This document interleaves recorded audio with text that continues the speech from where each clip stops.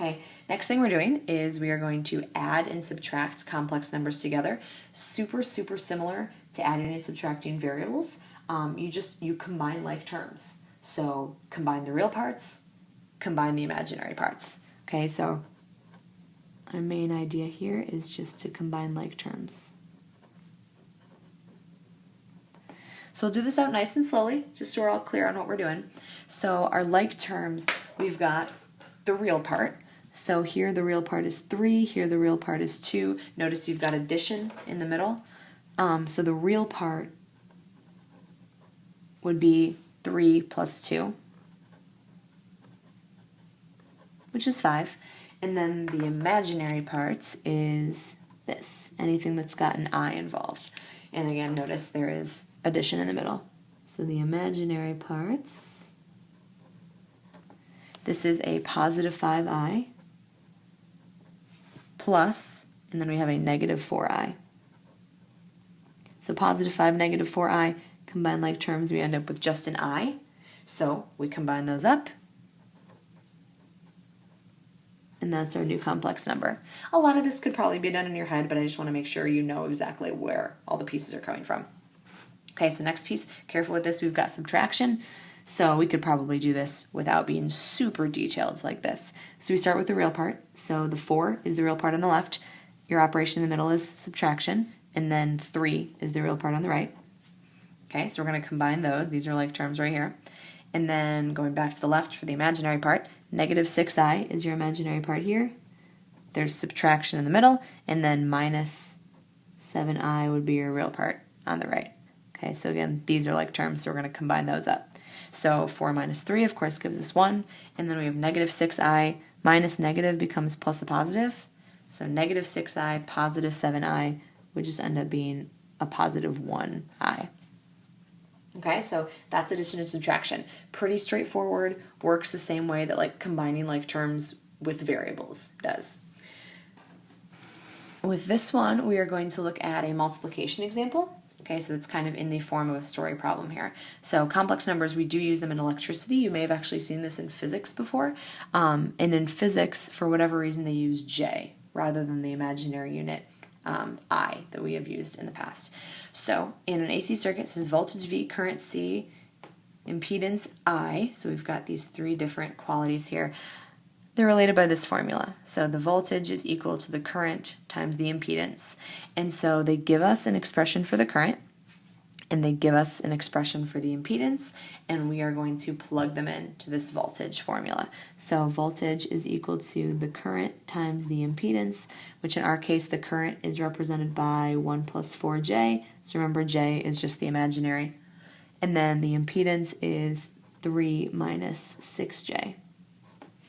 All right, so the important note that I want us to write for this is for multiplication, we are going to be foiling. That acronym first, outer, inner, last. So it's very, very, very similar to foiling, just like normal, variable quantities. So we're still doing first 1 times 3.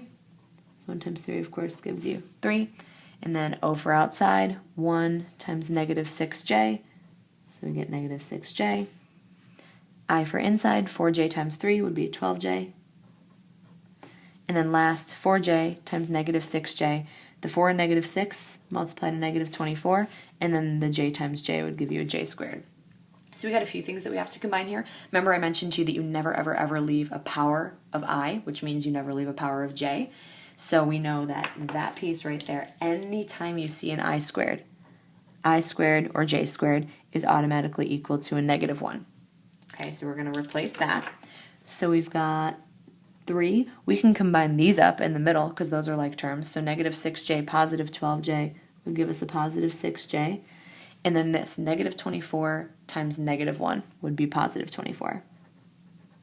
Okay, so I'm just going to combine these up. So 3 and 24, I have 27 plus 6j. All right, so that's gives us our value. So anytime you multiply 2 complex numbers together, you still get a complex number in return because the I squared or the j squared would end up just being part of the real piece of the complex number. Okay, last thing we're going to look at is like pseudo division. Doesn't really seem like division, but you'll see what I mean. So we're going to define something first called a complex conjugate. So complex conjugates, say we start with a plus bi.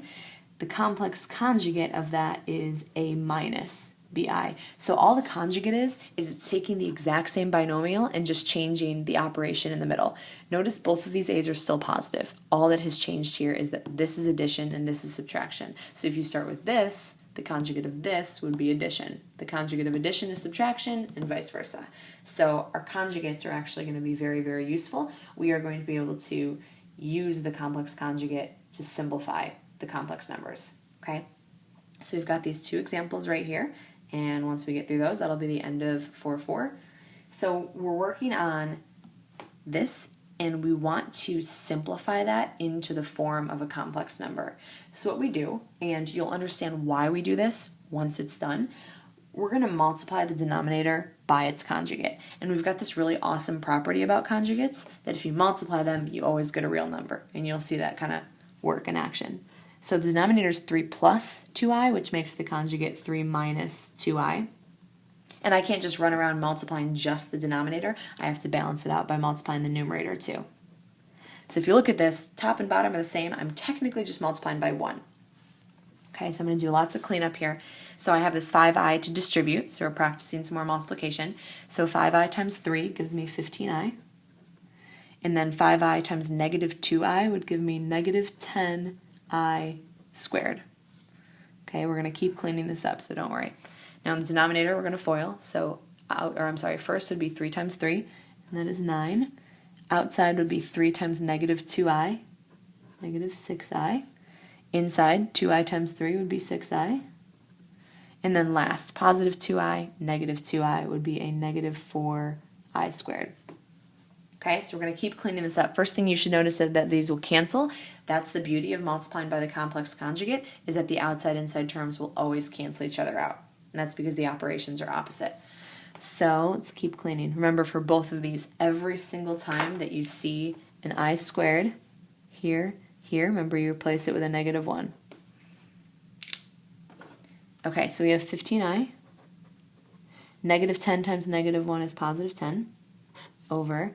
And then here we have 9. These two pieces canceled. Negative 4 times negative 1 would be positive 4. Okay, so first thing in the numerator, we're used to seeing those in the opposite order, so I'm just going to go ahead and swap them. Addition is commutative, so it's totally fine. And then 9 plus 4 gives me 13 in the denominator.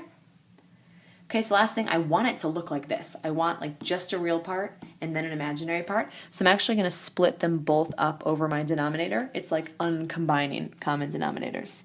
So I'm going to split the 10 over the 13 plus, and then I'm going to split the 15 over the 13 and multiply by I. So now you can see it's perfectly in this form. Real part, imaginary part, separated out.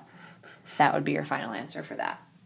Okay, let's practice one more of these. So you see now why we do this. When you multiply by the conjugate, you get rid of all the imaginary numbers, and you can eventually clean it up to this form. So if we have 3 plus 5i, we multiply top and bottom by 3 minus 5i, which is the conjugate. So top and bottom, so that way you're just multiplying by a fancy 1. So in the numerator, let's distribute that 2i. So negative 2i times 3 is negative 6i. Negative 2i times negative 5i would be positive 10i squared.